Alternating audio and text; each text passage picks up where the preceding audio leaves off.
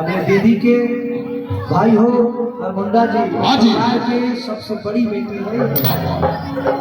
बड़ी बात है कि पूरा बिहार के शान बड़ी जनता के जान बड़ी हो।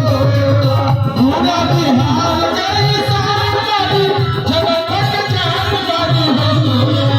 पूरा बिहार के शान बड़ी जनता के जान बड़ी हो।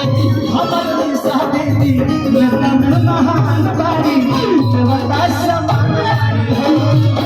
शादी जनता के शान बड़ी जनता समान हो। शादी जनता के शान बड़ी जनता महान बड़ी हो। शादी जनता के शान बड़ी जनता समान हो। देखो बबुआ दुखिया गरीब खातिर लड़ाई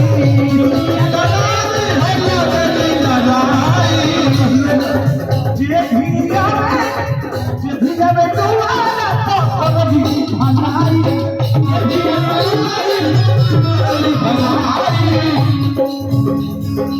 हर लोगवा कहे गई